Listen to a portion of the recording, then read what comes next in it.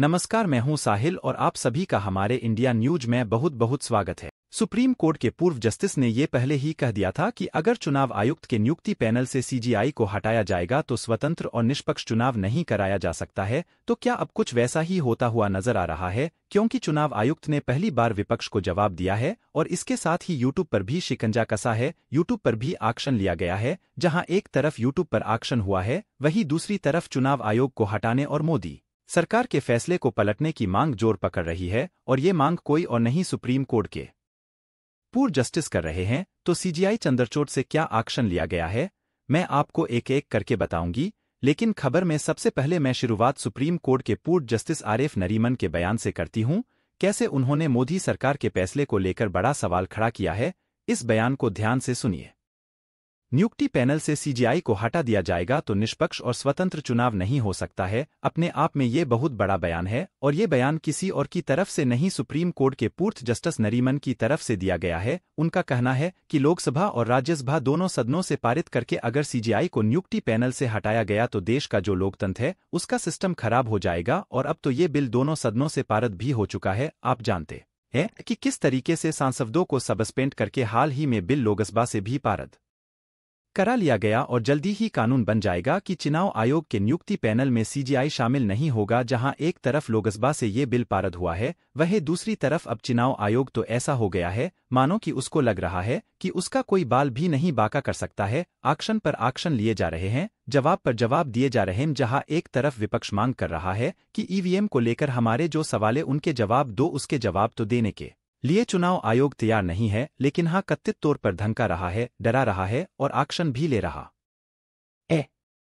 तो फिलहाल चुनाव आयोग क्या कर रहा है मैं आपको बताऊंगी, लेकिन चुनाव आयोग के एक्शन के साथ ही पूर्व जस्टिस का ये बयान क्यों वायरल हो रहा है, पहले उस पर बात कर लेते हैं। देखे इस बयान को दिसंबर 2023 यानी कि अभी अभी जाती हैं तो स्वतंत्र और निष्पक्ष चुनाव में हिस एक कल्पना ही रह जाएंगे। जस्टिस आरिफ नरीमन जस्टिस रीमन की बात को ध्यान से सुनिए और समझिए। चुनाव केवल एक वोट से नहीं जीता जाता। तो ये दयाशंकर मिश्रा सीनियर पत्रकार हैं, इनका कहना है कि यहाँ पर समझने वाली बात यह है कि जो पूर्व जस्टिस कह रहे हैं कि सिर्फ एक वोट के आधार पर चुनाव नहीं जीता जाता है। चुनाव जीतने के लिए तो पूरा का पूरा एक सिस्टम का काम करता है। और अगर सिस्टम की बात की जाए तो यहाँ पर समझने वाली बात यह है कि आपको याद होगा कि कैसे मार्च के महीने में अभी 2023 में सुप्रीम कोर्ट की तरफ से एक ऐतिहासिक फैसला लिया गया। इस फैसले में कहा गया कि जो चुनाव आयोग में चुनाव आयुक्त की नियुक्ति होती है उस पैनल में सीजीआई होगा, प्रधानमंत्री होगा और नेता प्रतिपक्ष होगा। लेकिन आनन पानन में मोदी सरकार को न जाने क्या डर सताने लगा कि एक बिल ले आए। इस बिल के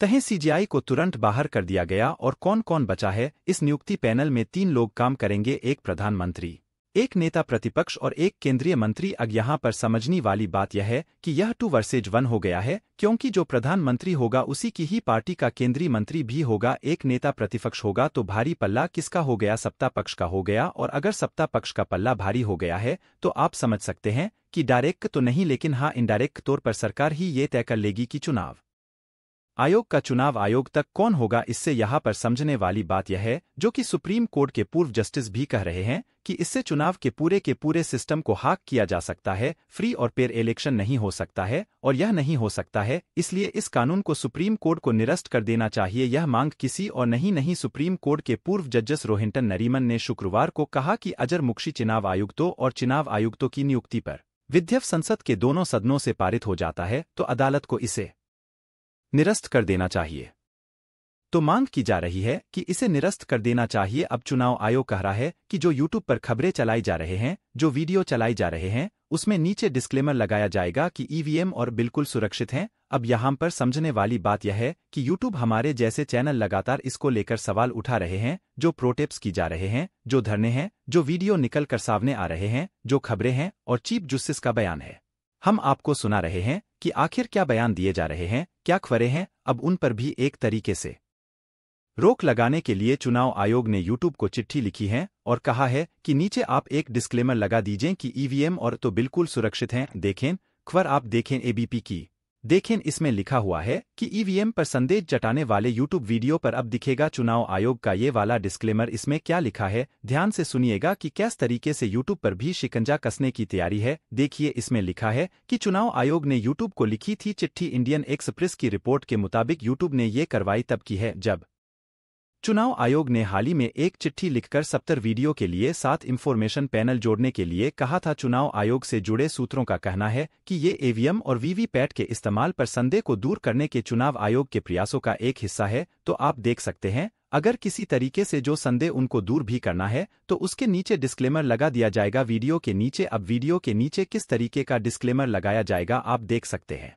इस डिस्क्लेमर से आपको पता चलेगा कि ईवीएम तो बिल्कुल सुरक्षित है। हंसने वाली बात है, आगे सुनी। इसमें लिखा है कि दरअसल यूट्यूब पर कथित तौर पर ईवीएम जैसे ही दिखने वाली मशीनों में धांधली वाले कई वीडियो है, जिसकी एक लिस्ट चुनाव आयोग ने बनाकर यूट्यूब को दी है और उसमें ये डिस्क्लेमर डाले गए हैं। इसके अलावा विपक्षी गठबंधन इंडिया ने चुनाव आयोग को ईवीएम और को लेकर कई बार लिखकर सवाल किए, जिसके बाद आयोग ने में कई जवाबों को जोड़ा है। तो अब एक तरीके से यूट्यूब पर भी शिकंजा कसने की तैयारी कर ली गई है। आप देख सकते हैं, ये अब डिस्क्लेमर लगाया जाएगा कि ये बिल्कुल सुरक्षित है। वैसे तो चुनाव आयोग ये बताने के लिए आगे आ गया है कि ईवीएम बिल्कुल सुरक्षित है, कह भी रहा है कि ईवीएम बिल्कुल सुरक्षित है। जयराम रमेश को जवाब भी दिया गया है कि ईवीएम बिल्कुल सुरक्षित है। हमारा कुछ सदस्यों का एक पैनल है, आप उससे मिल लीजिए और यहाँ पर हमें स्पष्ट कर दीजिए कि ईवीएम एकदम सुरक्षित है। लेकिन चुनाव आयोग ने कह दिया कि ईवीएम एकदम सुरक्षित है और ये कई लेयर्स के तहत काम करती है। इसमें कोई हैकिंग नहीं हो सकती है, कोई धांधली नहीं हो सकती है। हमारा सिस्टम एकदम ईमानदार है,